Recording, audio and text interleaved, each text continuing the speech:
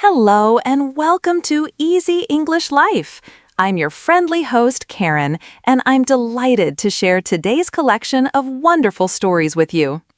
This podcast is specially created for people who are beginning their English learning journey or want to practice basic English in a relaxed, encouraging environment. Today's episode is called Changes and New Beginnings, and we have 5 heartwarming stories about people experiencing important changes in their lives. These stories will teach you useful English vocabulary for describing life transitions, new experiences, and the feelings that come with change. I will speak slowly and clearly, using simple words and sentences that are easy to understand. After each story, I will explain the most important vocabulary words to help you build your English knowledge step by step. Remember, every expert was once a beginner, so be patient with yourself. Our stories today show that change can be exciting, challenging, and ultimately rewarding. We will meet Laura, who starts her first job after graduation and learns about workplace culture. We will follow Kevin as he moves to a new city and discovers how to make friends as an adult. We will watch Sandra adjust to becoming a grandmother for the first time. We will see how Miguel adapts to life after retirement and finds new purpose. And we will join Fatima as she experiences her first winter in a cold climate after moving from a warm country. These stories reflect real situations that many people experience, and they will help you learn English words for talking about major life changes, emotions, and personal growth. Are you ready to explore these life transitions together? Let's begin with Laura's first day at her new job. Laura graduated from college 3 months ago with a degree in marketing, and today is her first day at her new job with a small advertising company. She feels excited but also nervous about starting her professional career and making a good impression on her new colleagues. Laura wakes up early and chooses her outfit carefully. She wants to look professional but not overdressed for her first day. She wears a navy blue dress with a light sweater and comfortable shoes for walking around the office. The advertising agency is located in a modern building downtown. Laura arrives 15 minutes early because she wants to show that she's punctual and enthusiastic about the job. She takes deep breaths in the lobby to calm her nerves before going to the reception desk. "Good morning," Laura says to the receptionist. "I'm Laura Chen, and today is my first day working in the marketing department." The receptionist, Mrs. Garcia, smiles warmly.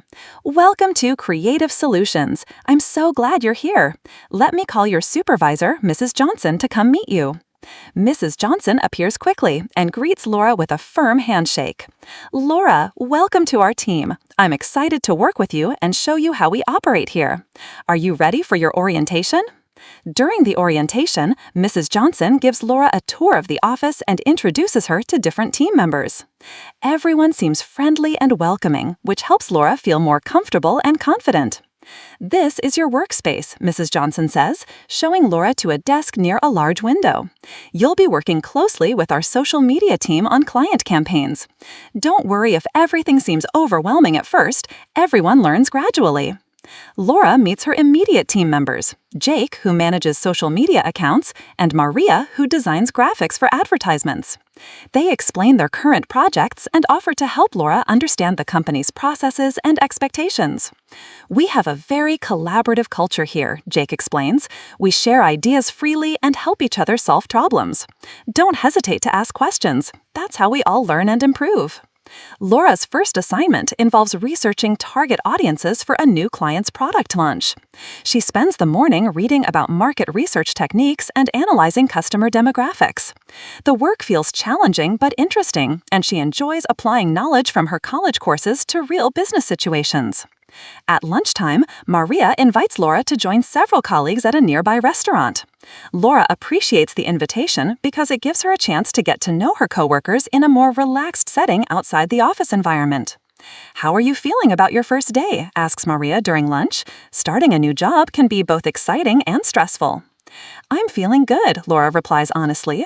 "Everyone has been so helpful and patient with my questions. The work seems interesting, and I think I'll learn a lot here." After lunch, Laura attends her first team meeting, where they discuss ongoing projects and upcoming deadlines. She listens carefully and takes notes, trying to understand how the team coordinates their work and makes decisions together. Mrs. Johnson assigns Laura a small project to complete by the end of the week, creating a presentation about social media trends for young adults. Laura feels proud that she's being given real responsibility so quickly. By the end of her first day, Laura feels tired but satisfied. She successfully completed her initial tasks, made positive connections with colleagues, and gained a better understanding of her role and the company culture. "How did your first day go?" Mrs. Johnson asks as Laura prepares to leave. "It was wonderful," Laura says sincerely. "Thank you for making me feel so welcome. I'm looking forward to contributing to the team and learning more about the advertising industry." That evening, Laura calls her parents to share the good news about her successful first day. She realizes that starting her professional career feels like an important milestone in her adult life. Kevin accepts a job promotion that requires him to move from his small hometown to Chicago, a big city where he doesn't know anyone. At 28 years old, Kevin faces the challenge of building a new social life and adjusting to urban living after growing up in a rural community. Kevin's first week in Chicago feels lonely and overwhelming. His new apartment is nice, but the city seems huge and impersonal compared to his hometown, where he knew most people and felt comfortable everywhere he went. "I miss home already," Kevin tells his sister during their daily phone call. "In our town, I could walk down Main Street and see 5 friends. Here, I'm surrounded by millions of people, but I don't know anyone." Kevin's sister gives him encouraging advice. "You need to put yourself in situations where you can meet people with similar interests. What activities did you enjoy back home?" Kevin thinks about her suggestion. Back home, he played basketball at the community center, volunteered at the animal shelter, and attended a book club at the local library. Maybe he could find similar activities in Chicago. Kevin researches community centers in his neighborhood and discovers one that offers adult basketball leagues. He's nervous about joining because he doesn't know how competitive the players might be, but he decides to attend a practice session. At the basketball practice, Kevin meets several friendly guys around his age. They welcome him to the team and invite him to grab pizza after the practice. Kevin feels relieved to have found a regular activity and potential friendships. "I just moved here for work," Kevin tells his new teammates over pizza. "I'm still learning my way around the city and trying to meet people." "That's tough," says Marcus, the team captain. "But you picked a great neighborhood. There's always something happening here. We usually hang out after games, and there are lots of good restaurants and bars nearby." Kevin also decides to volunteer at a local animal shelter on weekends. The volunteer coordinator is happy to have help, and Kevin enjoys working with the dogs and cats while meeting other animal lovers. Through volunteering, Kevin meets Sarah, a woman his age who has lived in Chicago for 5 years. She offers to show him around the city and introduce him to her friend group. "Moving to a new city as an adult is really difficult," Sarah tells Kevin. "I went through the same experience when I moved here. It takes time to build friendships, but Chicago has amazing people once you find your community." Sarah invites Kevin to join her friends for trivia night at a local pub. Kevin hesitates because he feels shy about meeting a whole group of new people at once, but he knows he needs to step outside his comfort zone. The trivia night turns out to be fun and relaxed. Sarah's friends are welcoming and include Kevin in their conversations and jokes. Kevin realizes that many of them are also transplants from other cities who understand the challenges of starting over in a new place. Over the following months, Kevin's social life gradually improves. He becomes a regular player on the basketball team, continues volunteering at the animal shelter, and develops friendships with Sarah's group. He also explores different neighborhoods and discovers restaurants, museums, and parks that make Chicago feel more like home. "I'm starting to really like living here," Kevin tells his sister 6 months after moving. "It took time to adjust, but I've found my place in the city. I have good friends, activities I enjoy, and I'm learning to appreciate all the opportunities that a big city offers." Kevin learns that building a social life in a new city requires patience, effort, and willingness to try new activities. Most importantly, he discovers that many people are open to friendship when you make the effort to connect with them. Sandra receives the exciting news that her daughter Jessica is pregnant with her first child, which means Sandra will become a grandmother for the first time. At 52 years old, Sandra feels thrilled about this new role, but also uncertain about what being a grandmother involves in modern families. "Mom, I have wonderful news," Jessica announces during their weekly Sunday dinner. "David and I are expecting a baby. You're going to be a grandmother." Sandra feels overwhelmed with joy and immediately hugs her daughter tightly. "Oh, Jessica, this is the most wonderful news. When is the baby due? How are you feeling? I'm so excited." As the initial excitement settles, Sandra begins thinking about what kind of grandmother she wants to be. Her own grandmother was very traditional and somewhat strict, while her mother was more relaxed and playful with grandchildren. Sandra wants to find her own style that fits with contemporary parenting approaches.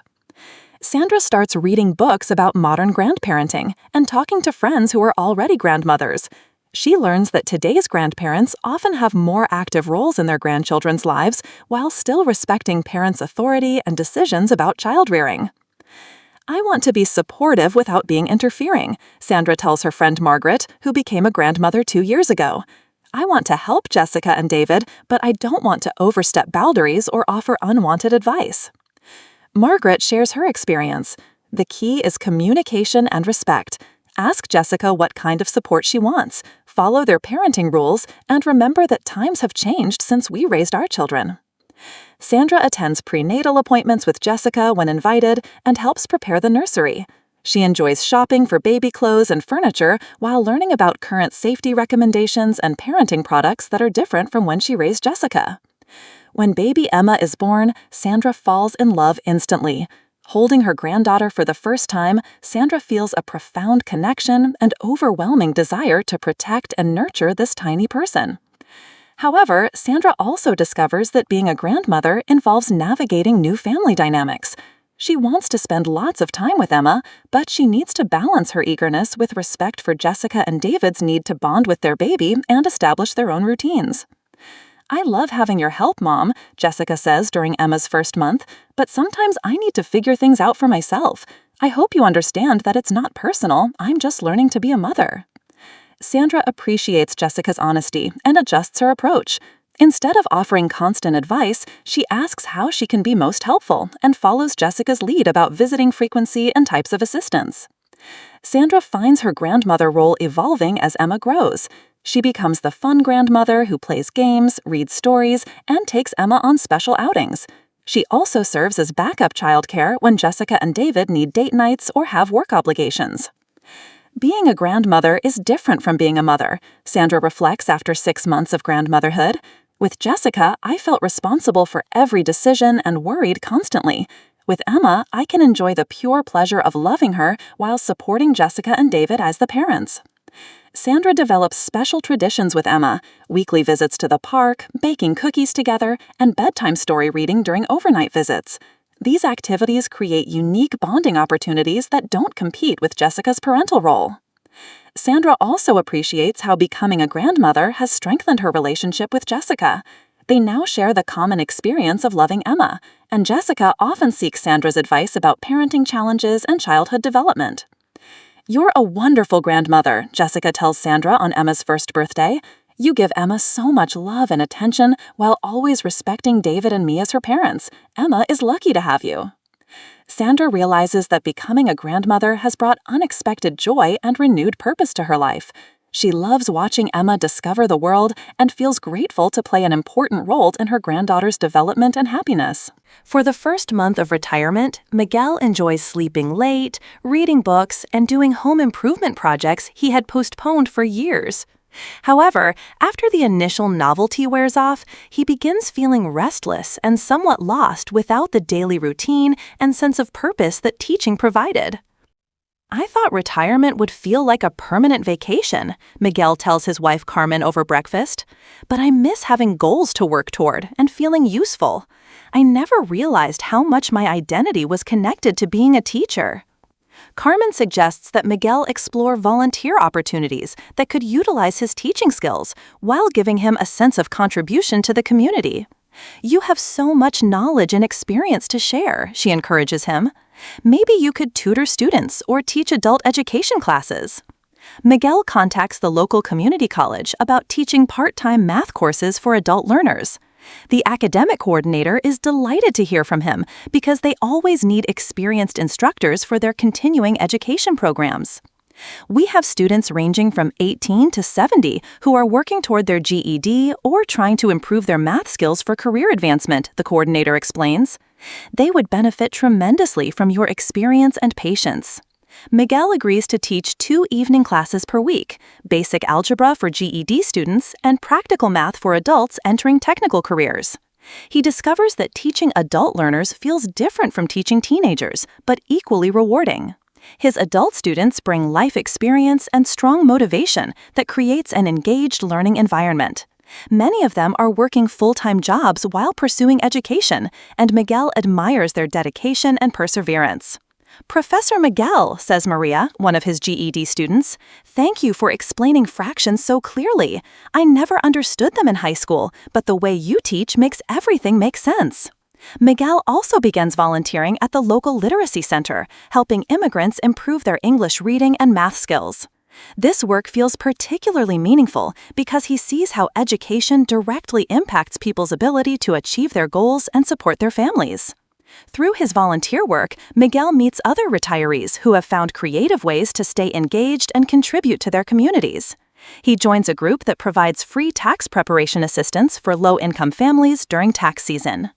"I'm busier now than when I was working full-time," Miguel jokes to Carmen after 6 months of retirement. "But it's a different kind of busy. I choose my commitments based on what feels meaningful rather than what I'm required to do."